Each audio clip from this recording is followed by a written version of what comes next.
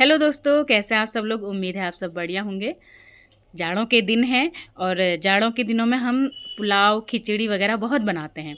और आज मैं आपके सामने एक ऐसी रेसिपी लेकर आई हूँ जो शायद ही आप लोगों ने सुनी हो, क्योंकि मैंने भी बहुत समय बाद सुनी थी। आफ्टर माई मैरिज मैंने वो डिश खाई थी मेरी मम्मी के हाथों से।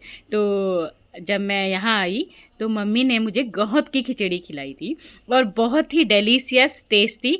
नॉर्मली हम लोग मैंने अपने मायके में जैसे उड़द की, अरहर मल का या मूंग की, इस तरीके की खिचड़ी मैंने खाई हुई थी, या लोबिया। पर गौत की खिचड़ी मैंने पहली बार खाई थी और उससे पहले मैंने गौत की खिचड़ी सुना भी नहीं था। तो मुझे लग रहा था कि पता नहीं ये कैसी रेसिपी होगी और कैसी बनेगी। तो पतिदेव ने कहा एक बार टेस्ट करके देखो, तुम्हें बहुत अच्छी लगेगी। और सबसे बड़ी चीज़, सर्दियों के मौसम के हिसाब से उसकी तासीर गर्म होती है, हेल्दी भी बहुत होती है।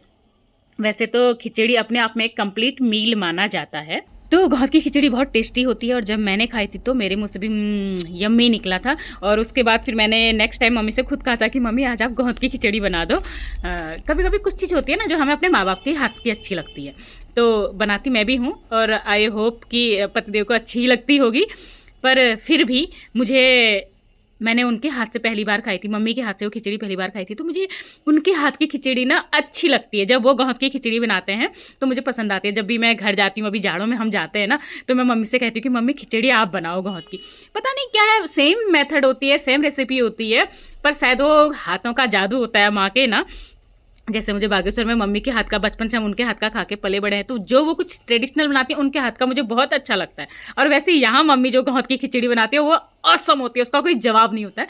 तो जब हम जाते हैं, और पतिदेव को भी मम्मी के हाथ की खिचड़ी बहुत अच्छी लगती है। अब वो मेरे हाथ की भी खाते हैं पर फिर भी कहते हैं मम्मी के हाथ की खिचड़ी। तो वो एक नॉर्मल बात है, क्योंकि हम अपनी माँ के हाथ का खाना खा के बड़े हुए हैं, तो ऑब्वियसली माँ के हाथ का जैसा खाना किसी को नहीं लग सकता है। वो मैं हूँ या भाई मेरे पतिदेव हों, ऑब्वियसली माँ के हाथ का खाना है ना। तो आज भी पतिदेव ने कहा कि तुम गौत की खिचड़ी बना लो। मैंने कहा चलो ठीक है, बना लेती हूँ। खिचड़ी के लिए कुछ प्रिपरेशन मैंने कर ली है और आप गौत को भिगा के रख लीजिए 1-2 घंटे पहले। तो चलिए हम चलते हैं अब गौत की खिचड़ी बनाने के लिए। तो सबसे पहले प्रेशर कुकर में तेल डाल देते हैं और इसे गर्म होने देते हैं। प्याज, अदरक, लहसुन मैंने काट के रखे हुए हैं। मसाला मैंने भिगो के रखा है और छौंके के लिए मैंने साबुत धनिया, जीरा और अजवाइन ली है। कुछ मेथी मैंने काटी है और गौत तो मैंने भिगो के रखी थी। तेल यहाँ चटक गर्म हो गया था तो मैंने छौंके के लिए जीरा, धनिया और अजवाइन डाल दी है और बाकी चीज़ें भी उसमें मैंने डाल दी हैं और इनको अच्छे से भून लेंगे। हल्के सुनहरे ये हो गए थे तो मैंने जो मसाला भिगो के रखा था वो डाल दिया है। मसाले जो भिगोए थे वो नॉर्मल जो मैं डेली यूज़ करती हूँ, धनिया, जीरा, हल्दी पाउडर, लाल मिर्च पाउडर और नमक इसमें मैंने मिक्स किया हुआ था।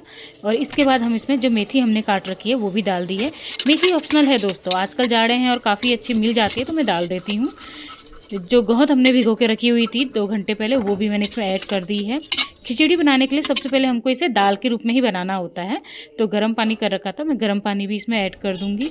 और गर्म पानी ऐड करने के बाद इसे हमने प्रेशर कुकर लगा देना है और 2 सीटी हम इसे आने देंगे। अच्छे से दाल बन जाए। वैसे तो गौत 1 सीटी में ही बन जाती है, पर मैंने 2 सीटी लगवाई हैं, एक फुल आँच में और एक सिम आँच में।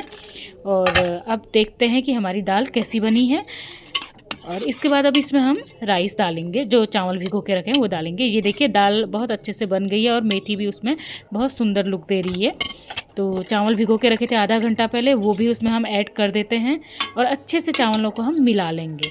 दाल पकी हुई है तो हमने बहुत ज़्यादा पानी इसमें नहीं डालना है। हाँ, नमक ज़रूर आप ऐड कर लीजिएगा क्योंकि अब हमने चावल ऐड कर दिए हैं तो थोड़ा नमक इसमें चाहिए होता है और हमने दाल के अकॉर्डिंग बनाया है इसीलिए नमक ऐड किया है। और अब इसे हम इसी तरीके से खुले ही पकाएंगे, ढक्कन नहीं लगाएंगे, क्योंकि फिर एकदम से गीली हो गई तो वो भी परेशानी हो जाती है। तो फरफरी हमने ये खिचड़ी बनानी है, तो जिस तरीके से भगोने में बनाते हैं ना, देखिए पूरा पानी इसका सूख गया है, उसी तरीके से मैंने बनाया है। और एक सबसे ज़रूरी चीज़ जायफल, ये मैं इसमें थोड़ा सा कद्दूकस कर रही हूँ और इसका एसेंस, इसकी जो खुशबू होती है खिचड़ी को एक अलग रूप दे देती है। बस 1 सीटी में हमारी खिचड़ी तैयार हो जाएगी। तो जब तक खिचड़ी को दम लगता है हम काट लेते हैं सलाद। और खिचड़ी बन गई थी तो वो भी मैं लेकर आ गई हूँ। साथ में मैंने आज चटनी भी बनाई हुई है। आजकल भांग की चटनी मैं काफ़ी बना चुकी हूँ तो आज भी मैंने बना ली थी। और मूली, प्याज और गाजर का सलाद मैंने बना लिया है। तो सबसे पहले थोड़ा सा सलाद खा लेते हैं, उसके बाद हम खिचड़ी परोसते हैं। खिचड़ी का पूरा पानी मैंने सुखा दिया था, उसके बाद लास्ट में दम लगा दिया था और अच्छा सा भाप प्रेशर बन गया था, तो ये सीटी हटा दी है। और ये देखिए खिचड़ी गर्मा गर्म हमारी तैयार है और फरफरी सी भी दिख रही है, ये देखिए। तो पतिदेव तो सलाद के साथ चटनी भी खा रहे हैं। बस मैंने भांग की चटनी भी बनाई है, आजकल मैं काफ़ी बना रही हूँ भांग की चटनी। और ये देखिए मेरी खिचड़ी कितनी सुंदर दिख रही है। घी हम इसमें डाल देते हैं, थोड़ी सी भांग की चटनी और एक बहुत ही सुंदर प्यारा सा हमारा खाना तैयार हो चुका है। सलाद हमारा साथ में है ही। नमक कम हो रहा? नहीं तो सही हो रहा। अच्छा, नहीं मुझे खिचड़ी में लगा क्या पता कम हो। खिचड़ी में भी सही होगा। तुमने मनीष ने जो ढाबा खोला होता था ऐसा चलता ना, ऊपर ऊपर ढाबा ही खोलता है वो। एक पिक्चर में नहीं आ रहा आजकल, एक असरानी का। मेरा सपना था एक होटल खोलूंगा, वहां मैं चाय बनाऊंगा, वही वाले हाल हो रहे हैं। नहीं, मैं कुछ चीजों में तो मनीष के हाथ में भी स्वाद है। बहुत ज़्यादा। मेरे लिए खाना वो है कि जो उपलब्ध चीज़ें हैं उनसे तुम बना लो, जैसा बन सकता है अच्छे से अच्छा। आपको पता है आज मैंने खिचड़ी में ना वो भी डाली है, मेथी के पत्ते। अच्छा। अरे इतनी हो रही है तो सब हरे हरे भी डाल देने ही चाहिए ना। हाँ हो रही है। वाह, चटनी बड़ी अच्छी हो रही है यार। तो सही होती है। खिचड़ी के साथ और अच्छी होती है ना भांग की चटनी। तो खिचड़ी के चार यार, फिर वो तो दही मूली घी अचार हुए। चटनी चटनी मूली घी अचार नहीं, दही मूली घी अचार। तो अब लेकिन हमारे यहाँ ना खिचड़ी के साथ तुम दही नहीं ला सकते हो। हाँ ये तो है। तो दोस्तों ये है आज का लंच और ये है आज की रेसिपी गौत की खिचड़ी। हेल्दी और पौष्टिक और प्लस उतनी ही डिलीशियस होती है। उम्मीद करती हूँ आपको ये आज की रेसिपी अच्छी लगी होगी। और अगर आपको रेसिपीज मेरी पसंद आ रही हैं, मेरी वीडियोज़ पसंद आ रहे हैं, तो प्लीज़ लाइक शेयर कमेंट ज़रूर कीजिएगा, फॉलो ज़रूर कीजिएगा। फेसबुक में है तो और यूट्यूब में है तो सब्सक्राइब ज़रूर कीजिएगा। उम्मीद करती हूँ कि आप ऐसे ही अपना प्रेम बनाए रखेंगे। बाय।